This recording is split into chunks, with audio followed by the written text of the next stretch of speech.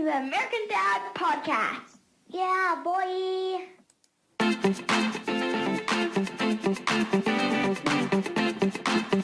Oh.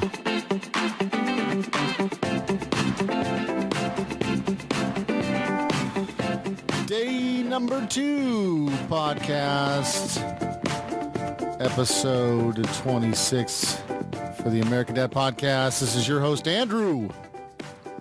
Told you, 2 days in a row. Can't be stopped. It is December 3rd, 2013. And so far, I'm holding true to my promise of consecutive podcasts. It's amazing. Forget about it.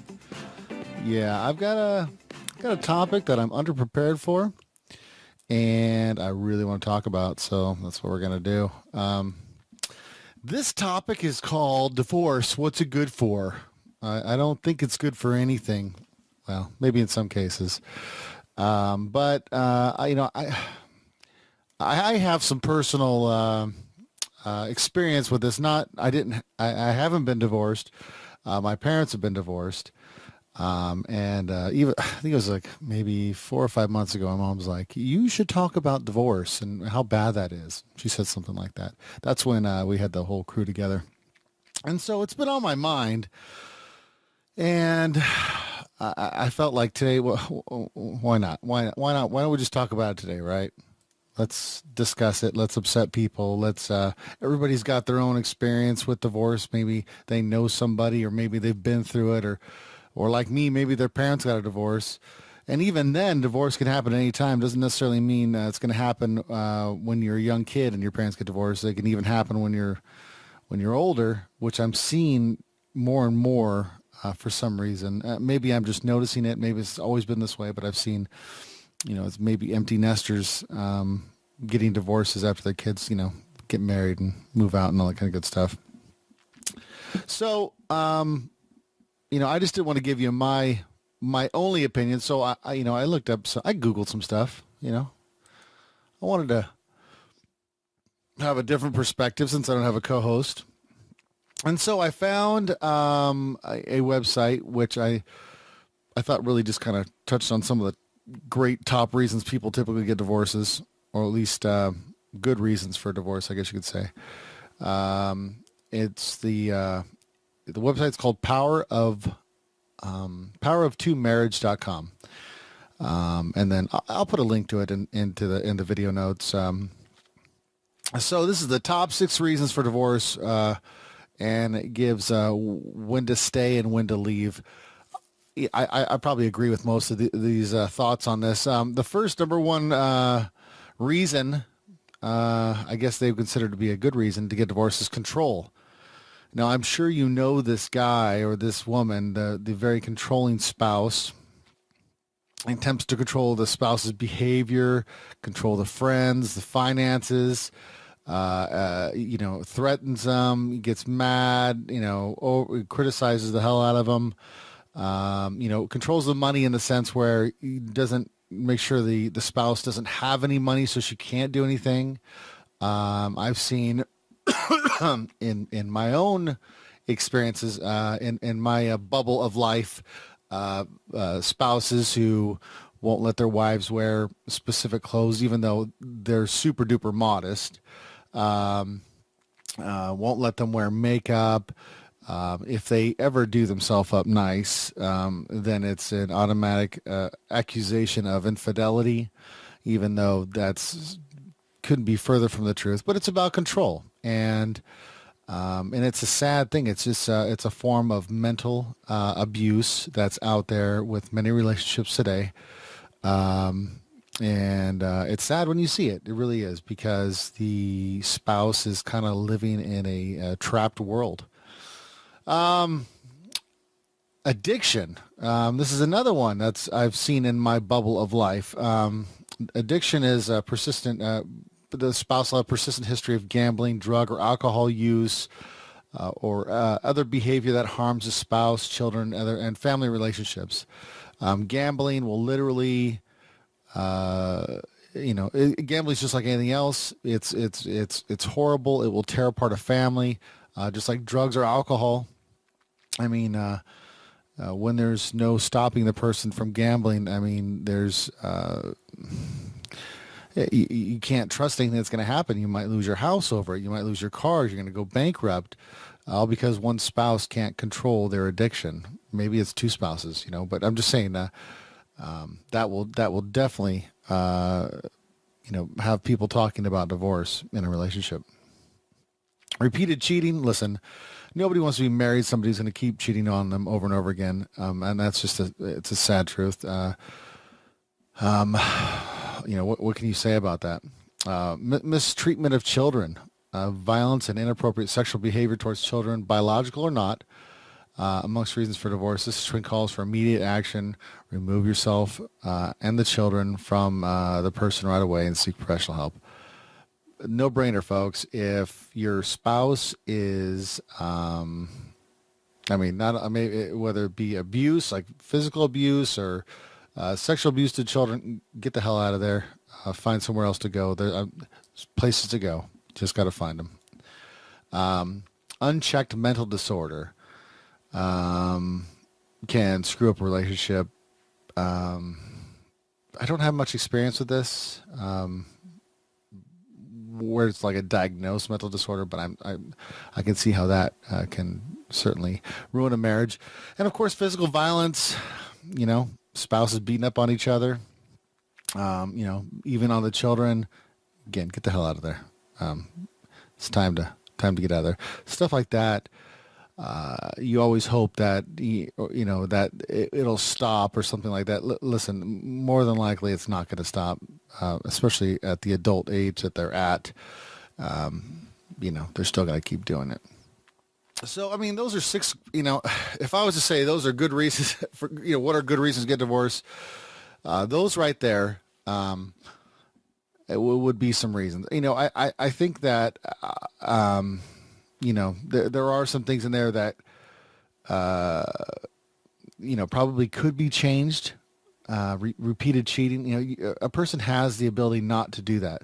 And the person is showing their spouse a complete lack of respect and love and caring when they do something like that. And addiction, people can recover from addiction. I in my bubble of life, I've seen it happen. I've seen the people in my life turn out and have great lives after they've turned from their addiction.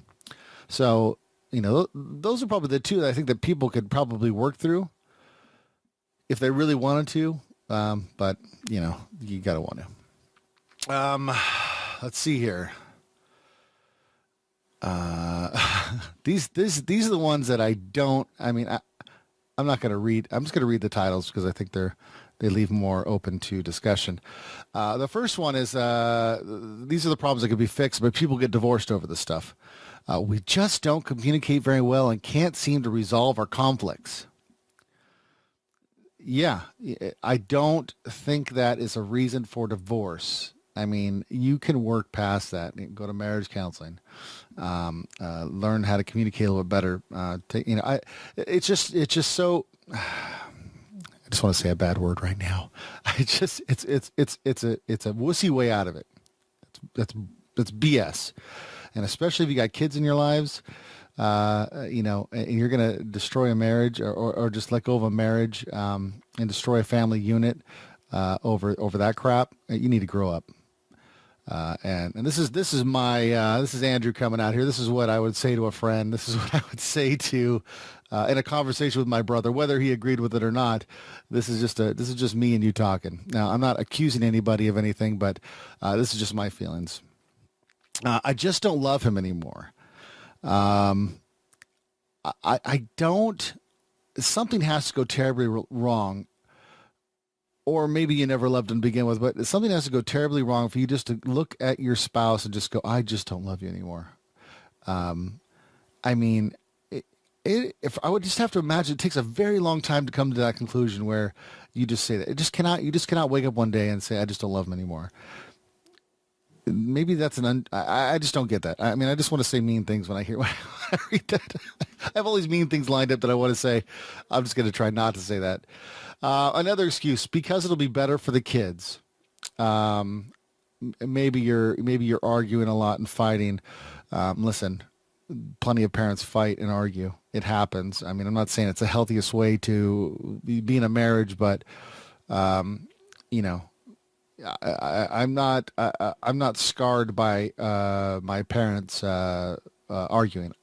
Maybe I probably learned some behaviors that I probably shouldn't have learned, in regards to arguing and resolving conflicts that I've carried on to my marriage that I've tried to work on. But yeah, I don't necessarily agree with that. I mean, of course, every situation is different, but that's just my general opinion on that general statement.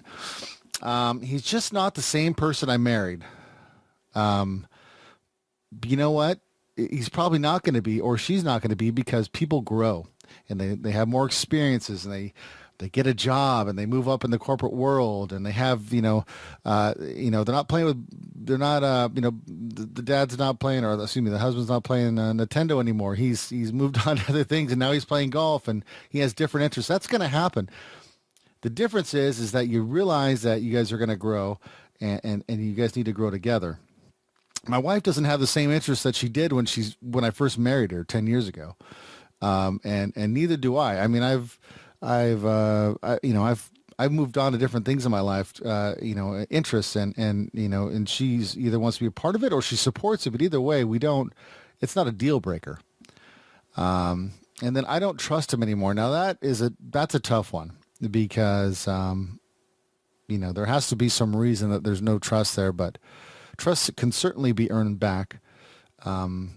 It has to be earned in general, in my opinions. You just don't give it. I actually had to teach my wife that. And that was my feeling on things. I just don't blatantly, I don't care who it is. I just don't give them my trust. And my wife would do that blatantly. Like, she would just, didn't matter who you were, she would trust you until you gave her a reason not to. I was vice versa. Give me a reason to trust you, and then I'll trust you. And then over time, I think she's come to my side and realized that this is not the world where you could just trust anybody until they don't give you a reason. Most people, here's a blatant Andrew statement here. I think that, most people, I don't want to say most people, a lot of people, let's just put it that way. A lot of people are out there and they just don't care about you, and they're not trustworthy. Of course, there are way more people that are trustworthy than not, but there's still a lot out there. So that's why I've always lived by that, and it's never steered me wrong. So, now that we've talked about that, I am a child of divorce, or I'm an adult of divorce. My parents, to be honest with you, it's all kind of a blur now. I think they got divorced a couple of years ago, maybe 2 or 3 years ago. Maybe 2, I don't know. But they were separated for maybe a year or 2 before that. And it all kind of steamrolled after, I got married, my brother got married, and then my sister got married. And we all started having kids, and we all moved out of the house. I think that's when it finally took off, and my parents probably had more problems, or at least they were more visible. And it was a tough time. It wasn't just a tough time for my parents who were doing their thing and couldn't communicate properly, but it was painful for the adult kids that their our vision of our family 20 years from now, or 10 years from the time that this is all happening, of going to the grandparents' house and having Christmas together, and going Thanksgiving together, and being able to see both grandparents at the same time, just kind of destroyed over a 2-year time period, and just made things difficult. And I mean, there's always things that happen after that, but and then so now we're at a point in our lives as divorced children that you can't go to the same, you can't have both parents at the same function, because they, in our particular case, they can't function properly. They can't act normal around each other. And so, and that's maybe due to resentment or whatever. But needless to say, it'll literally ruin an event if they're in the same area. Just the stress of it all. and I don't live near my parents, and so I don't get to see my parents at the same time, and and neither do my kids. They don't get to see their grandparents very often because they can't come up together. They come up separately, and I actually. And I don't know whether it was the right thing to do or not, but I tried to shelter my kids from the fact that my parents, their grandparents, were divorced. I looked at it as it's a dirty word, especially when I think the reason for divorce was not when I think they could have worked through it. You know what I mean? And in my opinion, a couple things. And mom and dad, if you're listening to this podcast. I don't say any of this to be hurtful. This is just my opinion on my general opinion without getting too deep into it as to why I think they got a divorce. And I think this is actually a reason that a lot of 20-year marriages kind of go sour. One of them is just they don't communicate. They don't communicate, and the kids were the glue that held everything together. They had, something in common to talk about when it came to that, but they didn't have anything else to talk about. They didn't go out together. They didn't go out and do things a lot together, and I think that was a detriment to the marriage. And if I could just pause there on that real quick, my brother even emphasized this with his marriage is you got to get out and spend time with your wife, just you and her, because you got to keep that communication going, that being able to have fun with just her without the kids around. Now, don't get me wrong. I always want my kids around. When we go do stuff, I want my kids around. I love being around my kids. And my wife and I just get a kick out of watching them, be who they are and interacting with us and everything. So that's always fun. But at the same time, when those kids move out, when my kids move out, I need to have that relationship with I need to grow with her still, and that's something I need to work on personally. Still working on it, just doing stuff with the wife whenever we get a chance, just go out and do stuff. So, and we try to, we play our darts and stuff, and but yeah. So I think that was another reason why my parents got a divorce. Another reason I think they got a divorce was I think they're just both very selfish, and a lot of it was just about, the communication thing, and it was just about me. I need. They're not doing this for me. They're not. They're not feeling this need that I have. And when you can't communicate, and there's, they're both looking to have something fulfilled in them. Why aren't they doing this for me? It's a recipe for disaster.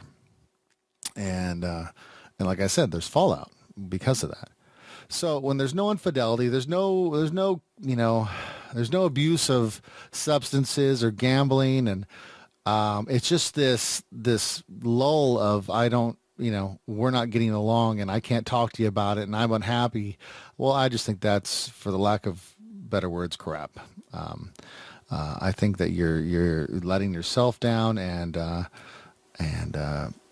your kids down and your grandkids down. And if you can still be happy with the person you're with, you just have to be willing to work at it. It just doesn't happen. You have to work at it. And I know, because I'm only 10 years into my marriage, and we've had to work very hard in communicating and learning more about each other. And it's not an easy road. It's not, you get married and there's those butterflies every day. I love my wife. But I don't have to have butterflies to love her,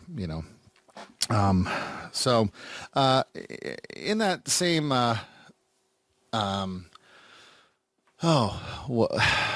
conversation, there's this blog that was out, probably about a month ago. Let me drink some coffee here. Excuse me. It actually caught my eye. I'm a sucker, because there's this thing called link bait, where the title of the blog or article or whatever draws you in. I mean, you look at it and go, oh, I want to read that. What the heck does that person have to say? And what's this guy's? I'm trying to find it here. I think I saw it on a Facebook thing. It said something like marriage isn't for me or marriage isn't for you. This Seth Adam Smith wrote this, and it went viral. It really went viral. And now I read it, and basically, to sum it up, the guy was having kind of second thoughts about his marriage to his wife. And his dad sat down with him and said, marriage isn't for you, son. And he went on to explain that it's not to make you happy. It's to make you love that person so much you want to make them happy. It's for them. And it's for your children, because you're picking this wife or this spouse because you want them to help raise the children that you're going to make together.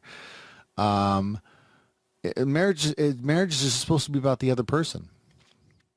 And the core, whether this dad actually had this conversation, because it almost sounded too perfect. But if this was the wisdom of this guy's dad, more power to him, because you can't, in my opinion, you just can't go wrong if you're being selfless to your spouse. Now, whether this be you're the wife or where you're the husband, doesn't matter. If you just give, and give, your spouse is likely to not just be a taker. He's going to give back and be a good spouse as well to you. And whatever that is, that's maybe understanding or maybe working harder for the family or for them, because you want to, and dads and moms all around the world are like this now. They work so hard for their family, right? Because they want to make them happy. And I think that's this selflessness, not the selfish, the selfless. If you're just worried about making your spouse happy, how can you go wrong? And if you guys if they're both doing it, if they're both just worried about each other, making them happy, what an awesome marriage that is. Because you're always thinking of the other person. You're never just thinking about yourself, about how you're going to make yours. I'm going to marry Sue over here because she's going to make me happy. And when I think of that, I'm just thinking of, what do you think your wife's just going to, wait on you hand and feet all the time? That's very unfulfilling if she doesn't get any reciprocation back of love and caring and, you moving mountains for her. You know what I mean? And don't get me wrong. I'm not saying I'm the most selfless husband out there. I have plenty to work on, I assure you. And I'm sure if my wife was on the microphone, she'd have a nice little list of paper just going, well, you don't do this, and you don't fix the sink, and your dog poops all over the backyard. Yeah, listen, those seem like chores, but just doing things for your wife and worrying about what she wants. Or your husband, if you're a woman listening to this, it could go the other way. I think one of the big things in life is that not everybody shows love the same way, and not everybody recognizes they're being loved. I remember hearing this. What's this guy's name? He's from Air One. I've talked about this radio station before. It's a Christian radio station, and this guy, Brant Hansen. And I'm almost certain he said it, but he said something to the effect of, when to the very core of what he thinks his wife wants is that she just wants to know that she's being loved. Just wants to know. If she wakes up every day knowing that she's loved, can you imagine where there's no doubt in her mind, like there's no infidelity doubt, or is my spouse having second thoughts about me, or does he love me as much today as he did yesterday? If they wake up every morning, just knowing that their spouse just adores them, what a better mood that'll put somebody in, where it's just one less, it's just, what a great thing not to have to worry about. And so, I think in this conversation that he had this guy, Brant Hansen from Air One, he was talking like that's how maybe some of the arguments even initiate, is because she just, at the very core of the argument, whatever it is, she just wants to know that she's loved and needs to see that in some action. But backtracking here, not everybody recognizes love the same way. So for instance, when I first got married, my wife, me to show my wife how much I love her, I worked very hard. I worked 2 jobs, and then I got another job as a private investigator, and I worked extremely hard hours because I wanted to provide a better life for her because I love her so much. And I want to get a house for her, and I want her to be able to drive a safe car because I want her to be protected. And then when she had our child, I want to have everything that they need to have. And that was my way of showing love. Now, as hard as I worked, because that's the way I showed love, she didn't see love that way. She saw love with me holding her hand and me sitting with her and talking with her, or being undistracted around her, hugs and kisses, being told that all the time that she was loved. That's how my wife sees that she's loved. That's how she absorb it. And it took me a while for it to sink in. I mean, years for me to have it sink into my head. Like, Andrew, you need to show your wife love this way. Not as, I mean, you still want to work your butt off, but you need to, this is what she needs. And so you need to do that. And it's taken a while, and it's because it wasn't something that I learned as a child.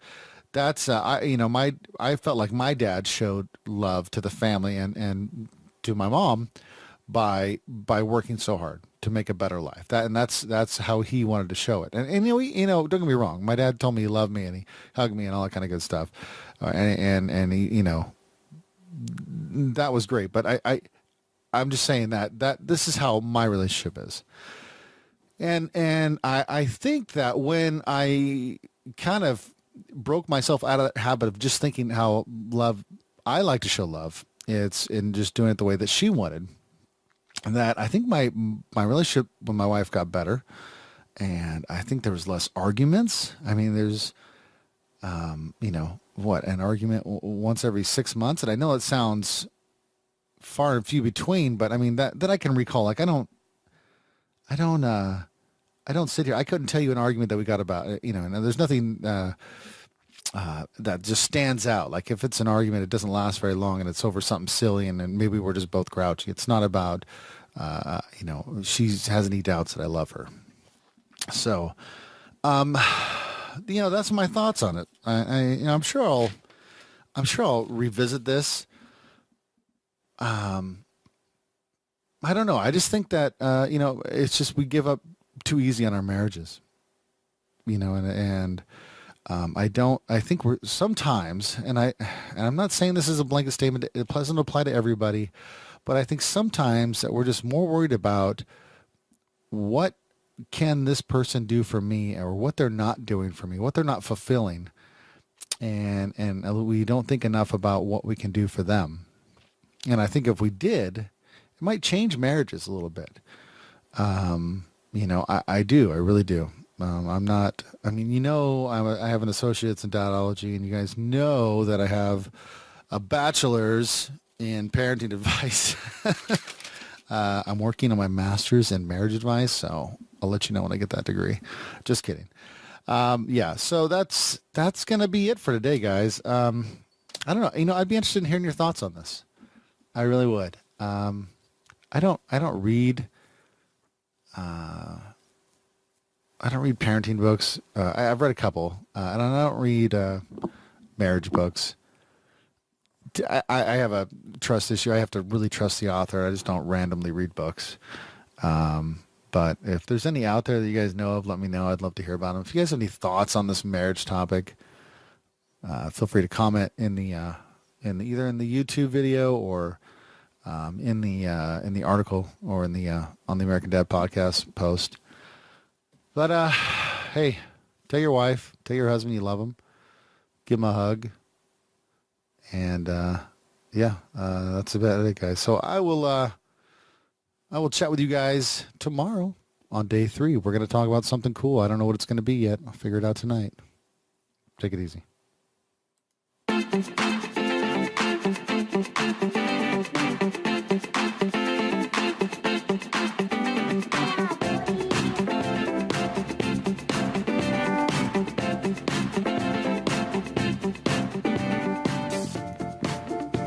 You're listening to the American Dad Podcast. Yeah, boy.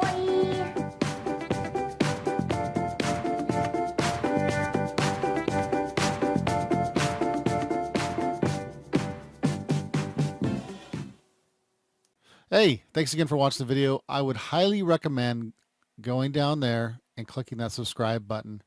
There's a ton of videos always coming out. Sometimes they're podcast videos, sometimes they're review videos, sometimes they're tip videos, you name it. I'm making videos. So if you would, just go ahead and click that thing, click that button.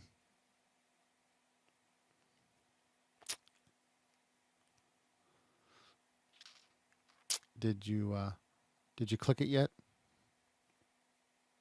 No? Is your mouse broken? Are you using one of those touch pads?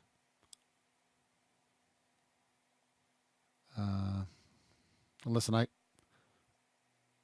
don't have all day, but I can sit here a little bit longer if you want.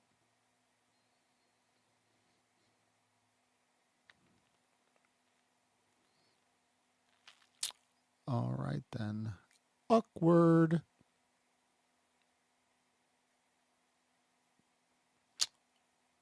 Thanks for watching.